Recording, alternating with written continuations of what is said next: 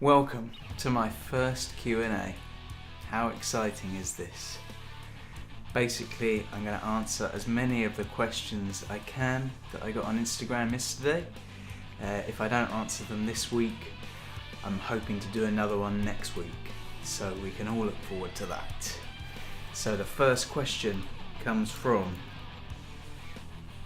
Celeb Brightazwayata.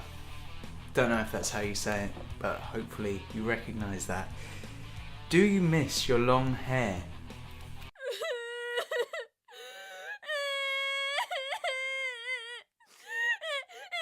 Yes.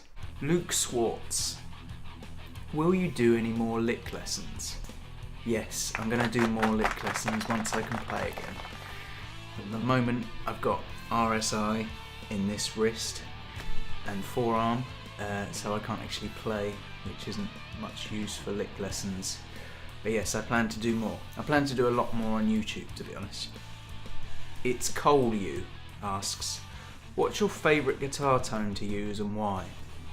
I only really use one guitar tone the whole time, pretty much.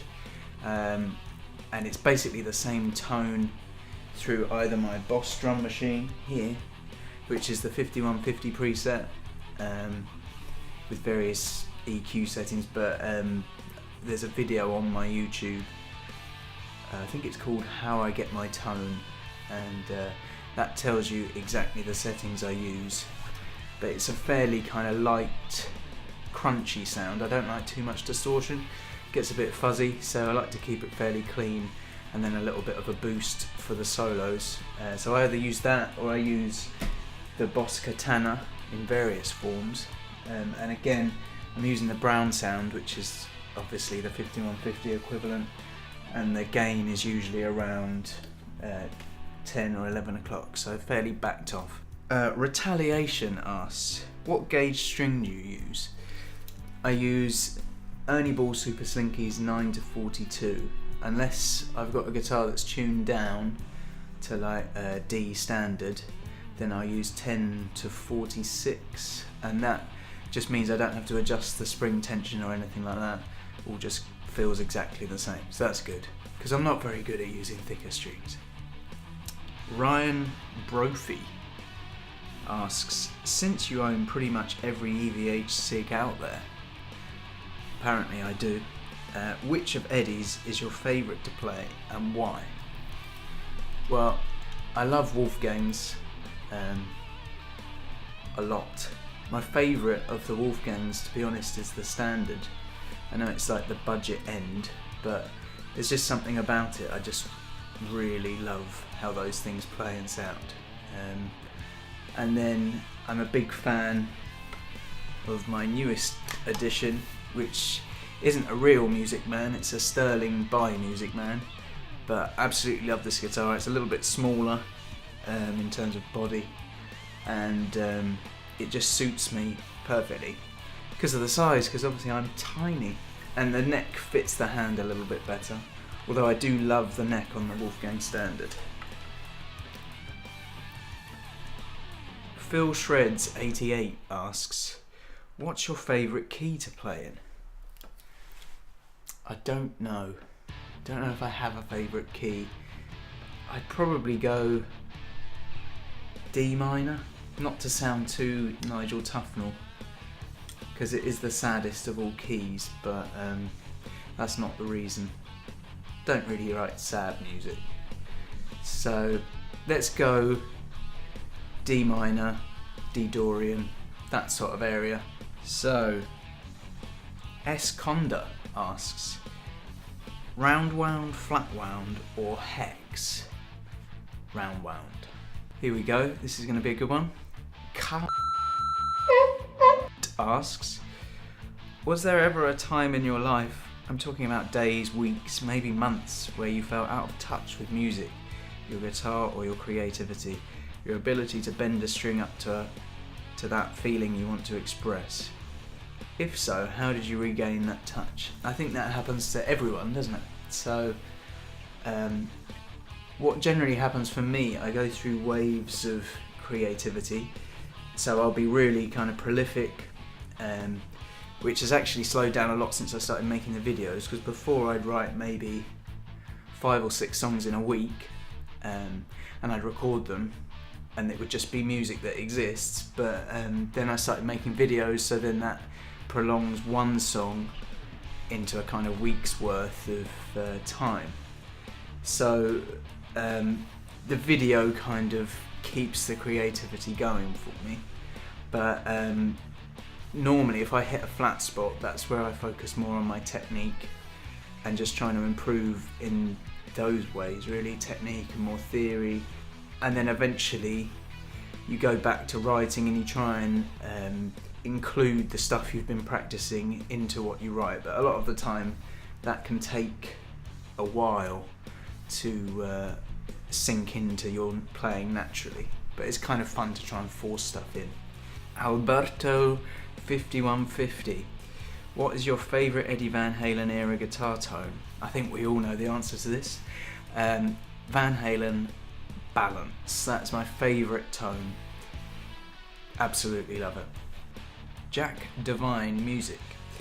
Will you ever come out with an EP or full album of your music?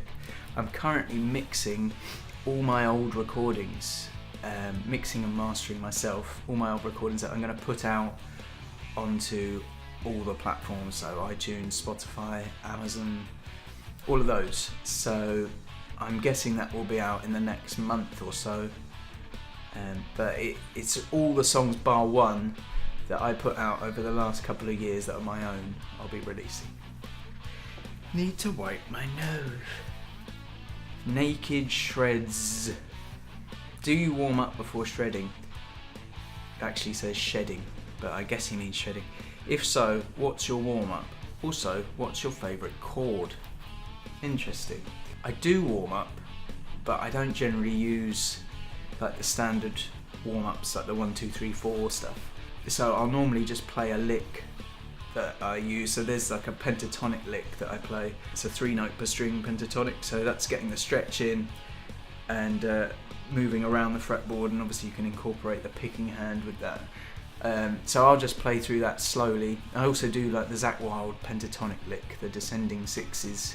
It's generally licks that I can't play very well fast, I will use as my warm-up, so I'm kind of like constantly practicing that. There's also a Rick Graham lick where he does 3-note per string pentatonic all the way up the neck, from like the open E up to the top E, the 22nd fret bend thing. So he covers the whole neck. So I try and play that about a quarter of the speed that Rick Graham can play it. Oh, what's my favourite chord? D, like a D5 with a G in the bass. That's my favourite chord. I've lost my glasses.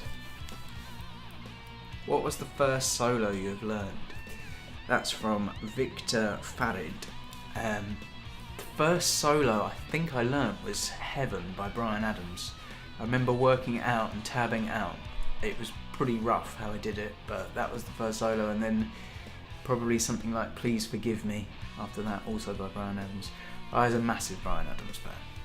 James Turn asks, on your stealth, do you keep the tremolo flush to the body like it comes, or do you raise it? It's completely flush to the body. Although I do enjoy a floating trem, but with a floating trem I can't use the detuner, so it doesn't happen very often. My Ibanez is set to float and my Strat is set to float, so of those two, the Strat is set to pull up exactly a tone. It's really good, like it's really musical way of using a tremolo, so that's quite fun, but I really don't play my Strat very much. I probably should. Nicholas Edbert 777 asks, did you ever have doubts about your ability to reach the skill level you're at now, and how did you overcome that? I don't think... Yeah, I did have doubts, but I don't think you ever really reach the skill level you want to be at. It's just kind of an ongoing progression, so I just keep going at it, really. There's still so many things in my playing that I don't like, that I want to improve.